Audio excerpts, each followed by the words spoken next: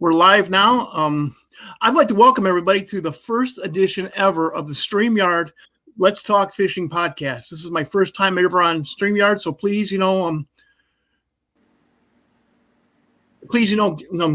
just bear with me here. I'm learning. First thing I like to say is the Garden State Outdoor Sports Show is going to take place January 6th through 9th of 2022 at the New Jersey Convention and Exposition Center. And that's in Edison, New Jersey. Also, the Northern Illinois Sports and Outdoor Show is going to take place January 13th through 16th of 2022 at the Lake County Fairgrounds in Grays Lake, Illinois. If you guys forget this, I'm going to have this on the crawlers on the bottom of the broadcast. And speaking of the Northern Illinois Sports and Outdoor Show, I have one of the featured speakers by the name of Matt Firestein. Now, Matt and I went to high school together. But now, Matt is a full-time muskie guide on Lake St Clair of all places. How you doing tonight, Matt? Hey, good, Jay. Good. Welcome, everybody. It's good. Just got off the water a little while ago and looking forward to the show tonight. Yeah, well, tell us about it. You said you did well tonight. Yeah, we're right now we're in like a transition zone. Lake St. Clair is connected, to the Great Lakes, and it warms up slow, cools down slow. Right now we're in about the 50-degree mark, so the bait's scattered out quite a bit. I think we've had probably 5 days of small craft in the last 8 days.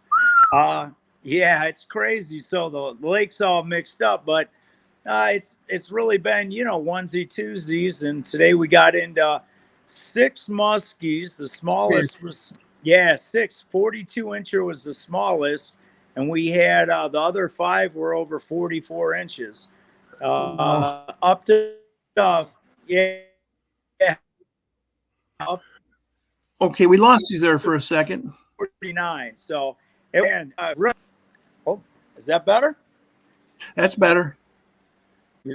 All right, I'll stay on this side of the boat. I'm up in my casting boat here, but it's been a transitional time. We had a good day today. I was really happy with that, and they were all real nice fish, So were you casting or trolling?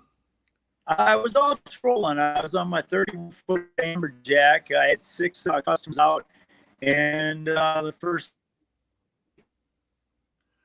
Yeah, we're losing right on the verge of small craft again today. Wow. Yeah, but you got a pretty big boat. You can handle that. Yeah, that's a little better. You can handle that, can't you? Yep. You can, but if there's if something happens, small craft, I always say that an accident is negligence for a captain, because they're giving the captain the decision if they can go out and be safe. So in most cases, this time of year, you're pretty tight to shore. But on the other hand, if something should happen out there, it can go bad quick. So most of the time on small craft, I cancel my charters just out of safety. That's just the way I do it. That's Whopper Stopper. Safety first. We can always fish another day. Well, yeah. Well, that's just fishing the Great Lakes, Yeah. It can get ugly quick. So we do. I do have, I got a $200,000 Everglades that's 8,000 pounds, supposedly unsinkable. We haven't tested that yet. Thank God. Don't test it. Don't test it. No. Yeah, and then the big Sea Ray Amberjack. It's 31 foot with a 12-foot beam on it, but you still play it safe. Still play it safe, especially water temps are in the 50s. Because remember, an unsinkable boat can still flip over. Oh yeah, I know all about that. I've some of my buddies that happened to in a Ranger. It happened to me, on a work boat. Oh, no kidding. Bang boat flipped over, and I crawled up on top, but the other guys tried to swim. I said, "No, I'm safe up here." Oh yeah. They always say, stay with the boat. That way they can find you. Yeah, because they're coming looking for you. I used to work there at Selfridge Air National Guard Base, and I was an air traffic controller, and I would have to, break all the aircraft out of my pattern so I could take out the Coast Guard rescues, because they, I want them to go out and bring those boys back home. Absolutely. So you got some rods that you can show us, don't you? Oh yeah, you know what? I run all Grant rods. I've got the trolling rods. Let me see if I can get this.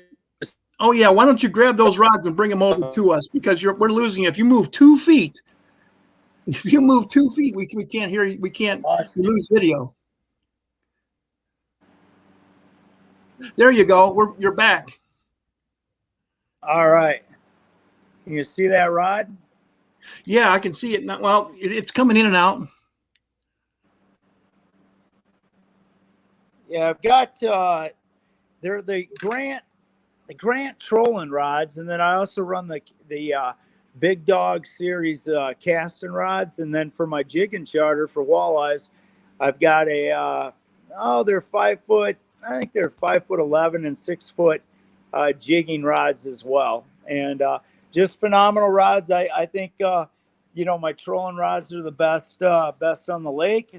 They handle 40-inch fish awesome, up to the biggest things I've ever caught have been on Grant rods. So they phenomenal rods.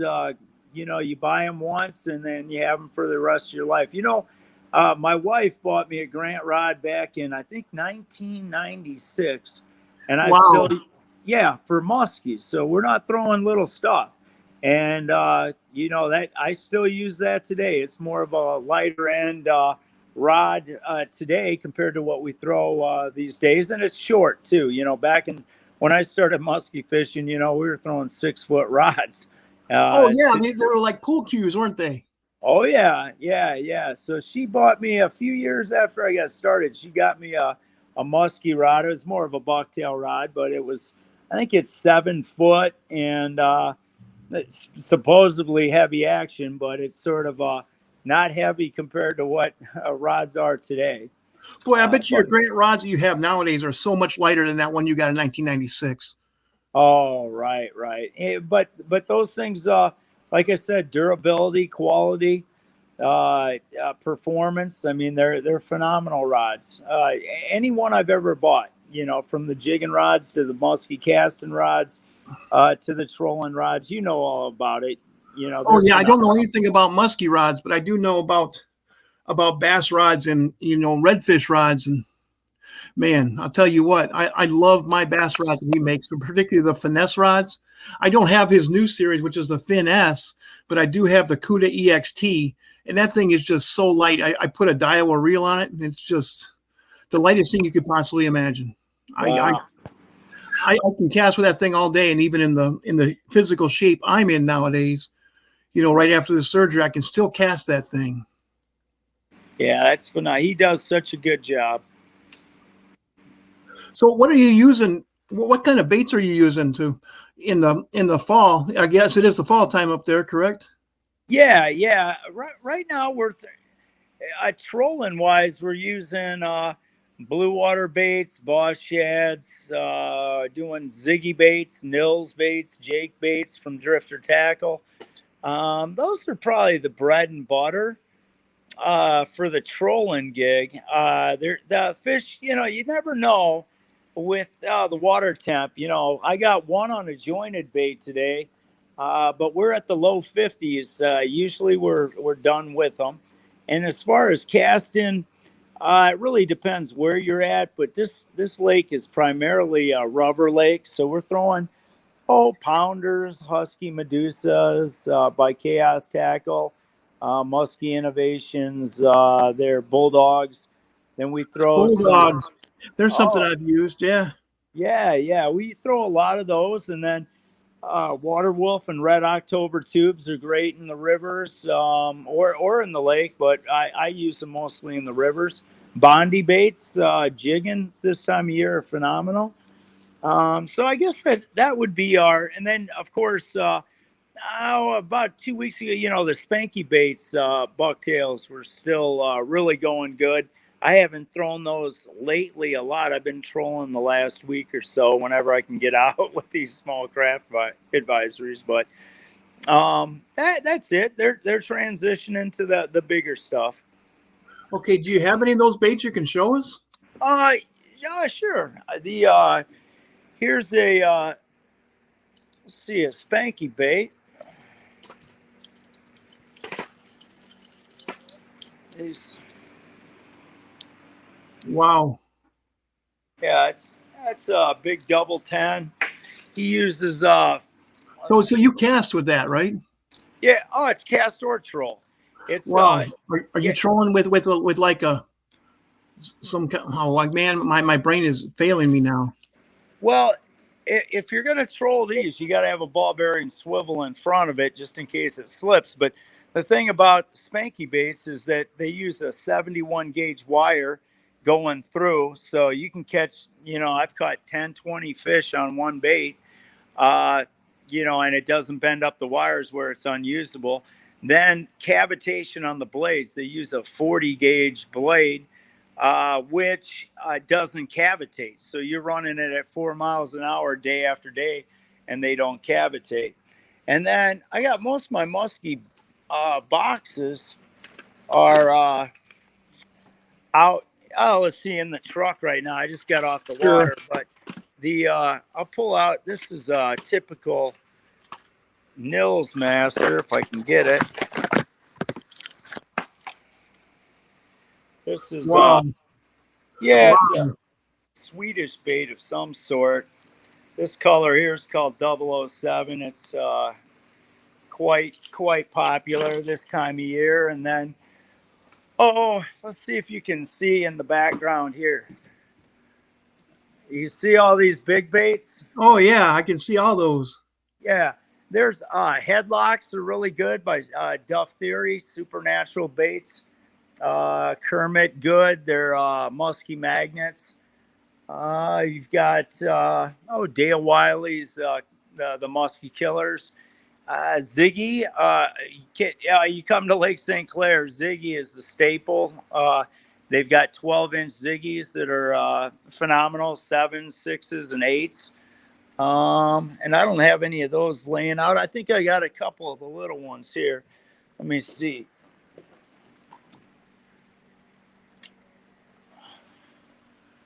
Oh man.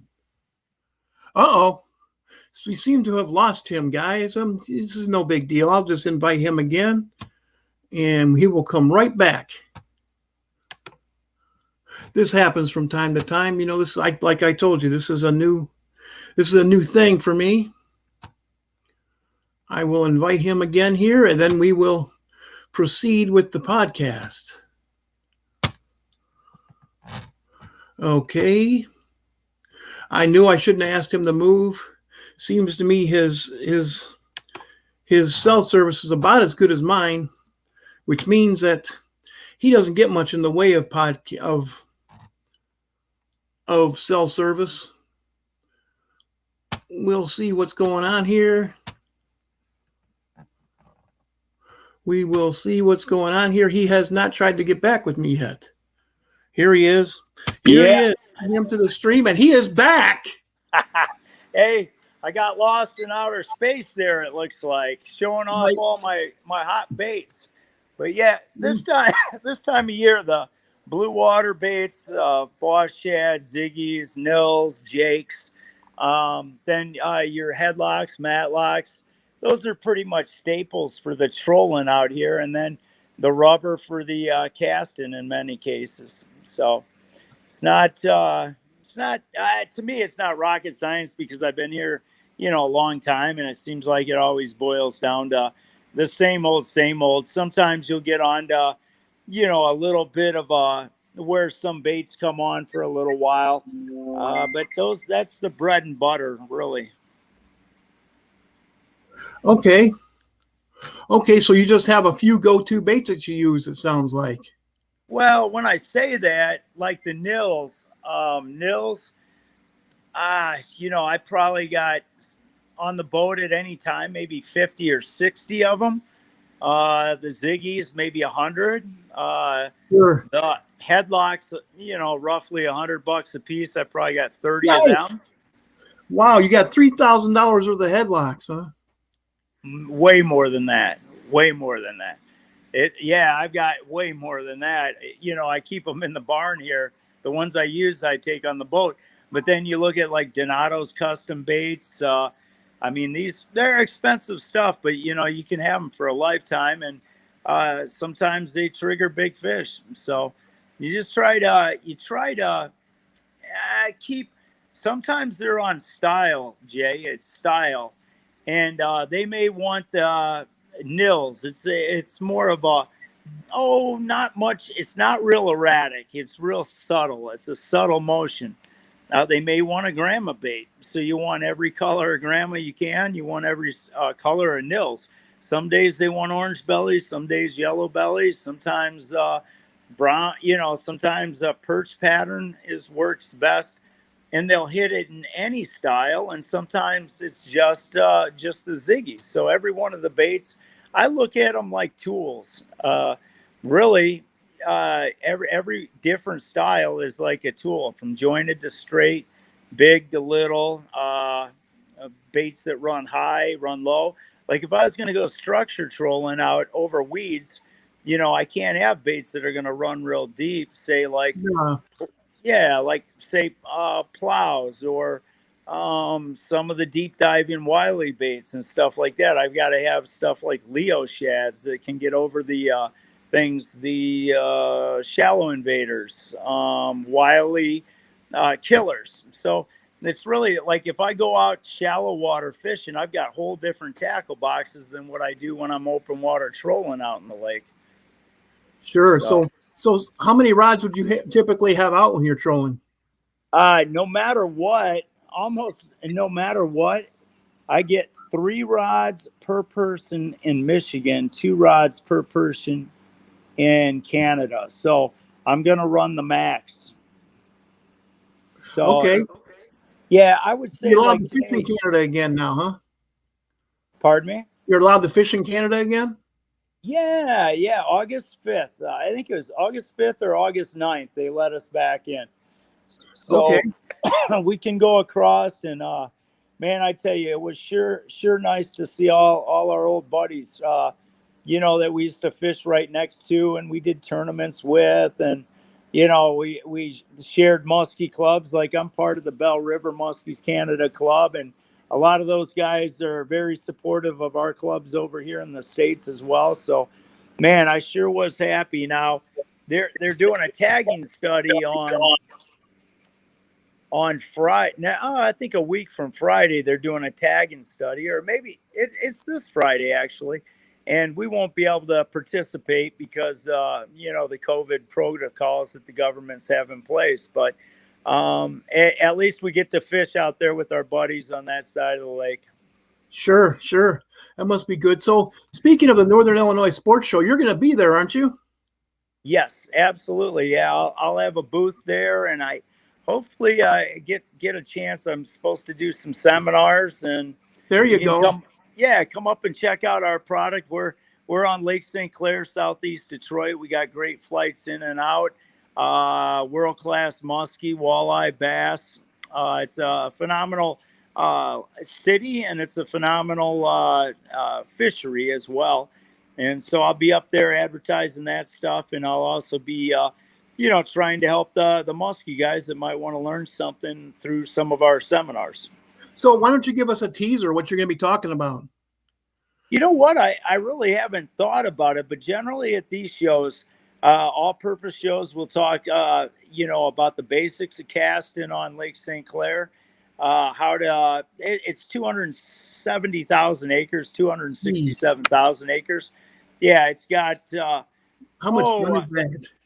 Yeah, it's 23 miles by 26 miles, and you've got 2 major rivers. If you're from Michigan, you say it's the 6th Great Lake. Well, it's actually like a pond. It's really a wide spot. It's a wide spot, yeah. Yeah, but really, it's hard. I think it's overwhelming for a lot of people that come here. So, I like to try to talk about, where to start, what to look for, the things, the basics, to give guys the chance, that might bring their boat up and, try to do a vacation in our community here. Yeah, it's, like I told you, I used to live right on Lake St Clair and at the Selfridge Air National Guard base. And I would take out their 16-foot ones with 25 horse Johnsons on the back all the time. Yeah. I mean, but when you're 21 years old, you don't think about, man, I might not come back. No, I just wanted to fish, and that was it. Isn't that something, man? Yeah, it's great. Think about things when you're 21. You know how it is. Oh yeah, we were just talking. The guys were asking me about the worst weather I was ever in, and I was just, thinking back on how, today I call it reckless, but back then you worked all week and you fished every second you could. It didn't matter what the weather was. You were going out. And it didn't matter. You didn't have limitations with your boat either. You didn't carry. I'm not going to say you. I say I didn't care. I just went out anyways.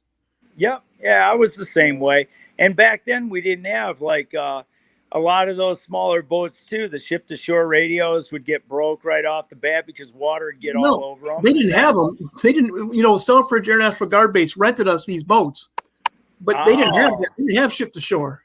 Yeah. And then we didn't have cell phones. And yeah, so you'd just go out there. Next thing you know, you're in a small craft or a gale force squall, and you're like, oh my God, you learn how to run 6-footers on the fly, don't you? Yeah, you ski in. Yep, that's how I learned how to run waves, was the 2 years I spent at Selfridge International Guard Base.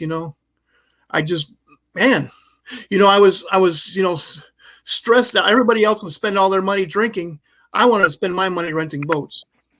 And every single, I was an enlisted in the Air Force, so every time I got a paycheck, I bought a rattle trap.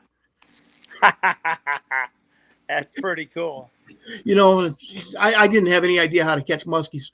I'd gone up to northern Wisconsin, but I didn't have any idea how to catch muskies. We caught them once in a while, just because there's so many of them up there, particularly back then before everybody could get up there. When they still had dirt roads getting up to the lakes in Boulder Junction. Yeah, that's a magic place up there too, isn't it? Yes, clear water. And back then, Lake St Clair didn't have clear water. Now it does. It's beautiful. Yep. Yeah, beautiful. we were talking about one of the guys came over to the boat today. He pulled his boat. He's ready to go hunting, and he was saying when he was a kid, the lake was like a copperish, dirty stain. That's how I remember it back then, but I still also remember throwing the chrome and blue rattle trap, or a silver rattle trap, and hooking into a smallmouth bass and having 6 of them follow that smallmouth bass in. It was just a beautiful sight. And catch the biggest smallmouth bass I've ever caught right off the shore at Selfridge. It has that riprap shoreline. Yeah. So many good memories there. Being 21 years old, having endless energy, which, you were 21 the same time I was. So I know. Just see all the guys got together for the Notre Dame game. Did they?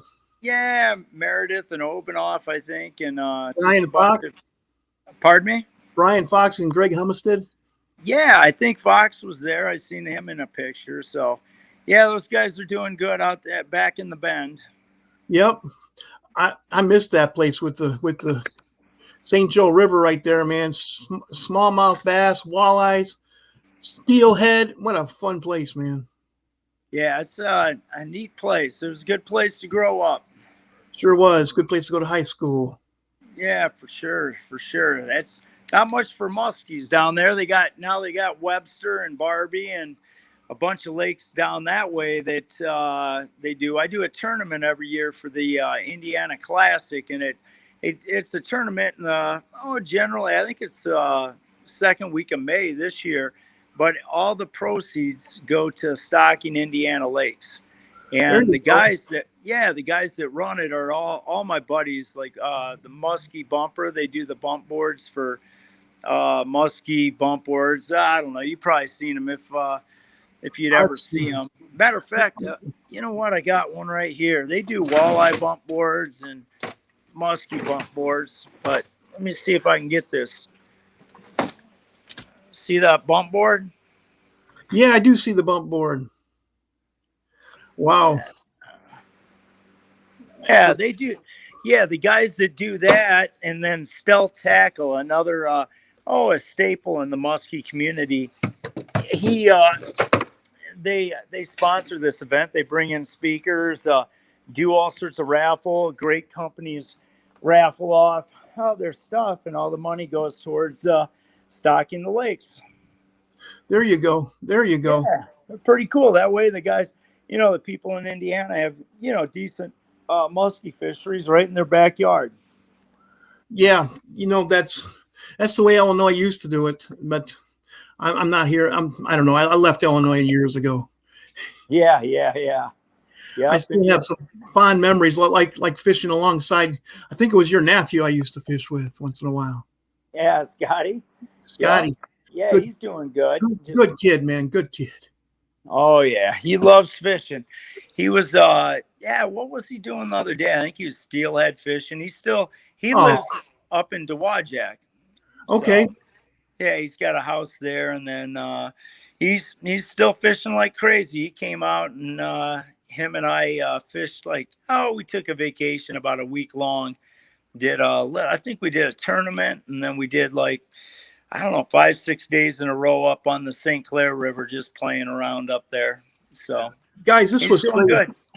This was crazy. There was a guy, I would guide Shabbat on Lake Illinois every night during the summer. And I started seeing this guy there every night. And he would ask me questions. I'd tell him, answer him however I could. I don't fish muskies, but I have a lot of friends who do. Then I find out that he's a nephew of a guy I went to high school with. It's just small world, man. Small world. Oh, it sure is. It sure is. I think I interviewed you almost I think it was on our third interview that we finally figured out we went to high school together. Yeah. It was pretty crazy, really. It's small world for sure. I think if you stick with the industry's not, it's not the giant. At least the muskie industry is pretty small, and you end up getting to know everybody. And then through the sports shows, you meet more people. It's a good life, good living, and you meet a lot of good people that have like interests. Yeah, and just obsessions, or like you said, feed the addiction. Yeah, that's for sure. I'm pretty stuck with that. Absolutely. I've literally been addicted to fishing since I was 4 years old. Yeah. My dad first introduced me to it up in northern Wisconsin. Gotcha. On a family trip? Well, Mom wasn't real happy about it, but Dad took me up there when I was 4 for the first time. Mom didn't think I should be up there with the boys, Right. He knew there was going to be a lot of drinking and stuff, and staying up till 2 o'clock in the morning and then fishing at 6, Sure. Yeah, it's good times back then. Yeah. So do you have any shout outs you'd like to do? Any thank yous to your sponsors? Oh yeah. I just got Grant Rods, Stell Tackle, Blue Water Baits, Boss Shads, the Drifter Tackle. Really everybody in the muskie community really takes care of me pretty well, and couldn't do it without all those guys. The guys at Rose Marine and the guys over at Anchor Bay Marina. Definitely shout outs to them. The wife and family, and then High Seas, for sure. They do all my line and leaders. So got lots of guys that do a lot of work. Trax Tech pretty much rig the boat. I think they got some of the finest rigging stuff. Now I'll show you a couple. Here's the on the Everglades. You can see the planer board reel up there. Wow. Yeah. Okay. And then there's some of the trees and the tracks. See tracks running down. So that's Trax Tech. They always take care of me real good. So there's probably too many to mention that have been really good and always treated me like family. So I shout out to all those guys for sure. Loving God and a great family. There you go, man. I'd like to make a shout out to you for coming on the show again. Thank you very much for taking time out of your very busy schedule. Talk to our listeners, man. Hey, no problem, Jay. You know what? I always look forward to it, and I'm glad your health is getting better. So hopefully one day maybe we can Yeah, share a boat together, or if nothing else, another one of these, or just a good chat. Or both, I would like that. I'd like that, Matt. I'd really like that. Before we close, I'd like to talk about, the Garden State Outdoors Sports Show is going to take place January 6th through 9th of 2022 at the New Jersey Convention and Exposition Center. And that's in Edison, New Jersey, guys.